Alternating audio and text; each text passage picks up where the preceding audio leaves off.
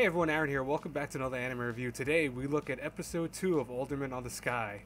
Now, I remember saying last week when we had this first episode, of course, that I wasn't sure if I'd love this show, honestly, because I had some issues with how the pacing was for their first episode. You know, not a lot was explained per se, and I'm one of those people that, you know, especially with military type shows or anything that uses a lot of historical concepts, it has to be explained well. It has to be kind of paced out to explain things and make it so you can understand everything that's going on. And the first episode didn't do that very well, so I was like, I don't know if I like it. I mean, I love the animation about it. I love the kind of concept about it, but I didn't know if I liked the whole series. Episode 2 alleviated a lot of those issues with me and actually was way better paced and had a lot of great moments. Now, let's talk about what happened though. So we actually have from last week's episode where the soldiers came in on the princess and they didn't see her though, they just heard the noise of it. And luckily Ikta came over and saved her by, you know, kind of pretending like he was, you know, just in the woods, you know, frolicking around and stuff like that. He then says that, oh, I'm actually seeking asylum, you know, I'm scared.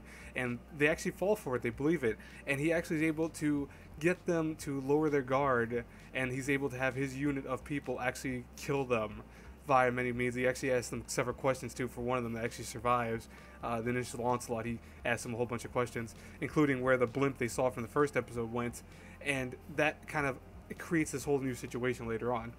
Now, we see Ikta's kind of perspective. We also, the princess in particular, that I want to focus on. Ikta seems like a person who does not like needless killing. You know, he felt like he had to do what he had to do. And, you know, his spirit even feels bad for him, saying, you know, listen, you had to do it for self-defense. It's not like you wanted to do that. But, you know, he's very respectful of dead. So you could see that clearly he does not like just killing innocent people, despite him having to seemingly do that. Because, hey, it's war. War is going to happen. War has people die on both sides. So he, you know, he understands that. We also see the princess feeling sorry that, you know, she's the reason that even had to happen. But, you know, Ikta actually tells her, hey, listen, this is what we had to do. This is what you have to do. You know, this is our roles. And he even apologizes for his kind of tantrum against her in the very first episode, because she says, oh, don't you hate me? I thought you hated me. He's like, no, I just was mad. So bottom line, you know, I'm sorry for doing that. And it's nice, you know, it looks like everyone is at least on the same page, and, you know, friendships are already seemingly being made. Now, what they actually plan to do to get back to their side of the empire is actually use the blimp as the decoy and have it where he dresses up as a soldier, saying that, oh yeah, the blimp is actually going overhead. That's full of, you know, people that are saying, oh, they want us to give them back their family, and if we give them back their family, they'll actually lower the blimp. He's actually able to do this successfully enough that he's actually able to get everyone of the group across the border safely without harm. And what happens then is they actually end up getting back to the Empire, where they are granted a month kind of reprieve from everything. You know, they're given this nice luxurious hotel, which they even say is kind of getting boring after a month.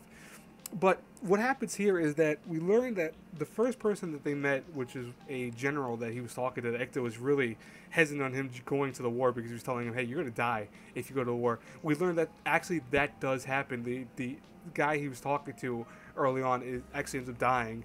And guess what? You know, Ikta goes, well, you know, this is what happens, unfortunately. But then they're told that they're going to go meet the emperor, and that really, you can see Ikta is not happy about that. Actually, everyone else is mixed feelings. They're all like, wow, you know, this is amazing that we're getting to meet the emperor and all that.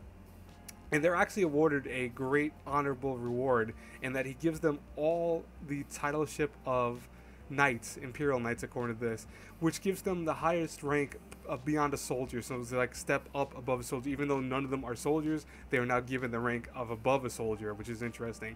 Ikta is not too happy about that. He actually talks with the princess at one point when they're in a carriage together with the other girl. I can't remember her name, but they're talking and they're going, you know, hey, listen, I'm not happy about being any of these things. Now you made me be three things I hate. I hate being a hero, I hate being a soldier, and I hate being a high rank soldier, which is noble for them. And she ends up finding out that she actually says, oh, I know your past. She learned that he's actually the son of a great general, one of the history's finest, who actually got arrested for going against orders and then died in jail. And then she was talking about his mother, who apparently had to then join a harem of another king, and that really sent Ikta actually in a rage. He actually went over there, said he would snap her neck and all that, but, you know, the other girl stopped him. And we see that Ikta really is troubled by the fact that he's now has to be this role. He doesn't want to be a soldier, it looks like. He had no interest in being a soldier. So it's interesting to see what is going to definitely go from this. I mean, I know we already see that from the first episode that apparently he's going to become a great general, but I'm curious how that's going to actually happen. I want to see that. Overall, though, I really dig this episode. I really dig this show now. I actually am a lot more excited to watch every single episode and review it and bring you guys, every single review I can do for it. I still have some issues with the animation sometimes, especially the faces. I think more so the lips. Like, honestly, I don't know why they did this. The lips kind of like almost like a semi-transparent lip type around the characters. It's a little odd to me. I don't know. I don't know if anyone else feels like that too. But overall, though, I love everything else about the animation. I love the backgrounds. It's very nice, colorful. I actually like the character models and stuff like that. They're not per se too generic. I've seen designs like that before, similar and other stuff, but I haven't seen them too often, so I like it. So overall, I think everything about the show is good. Oh, the opening and closing were actually introduced in this episode, and they're not bad. They're not bad at all. I actually dig them. Overall, though, great solid episode, and I'm definitely going to keep reviewing the next, several episodes that come out. I will talk to you all later. I hope you enjoyed this review. As always, hit the like button, share button, subscribe button, whole nine.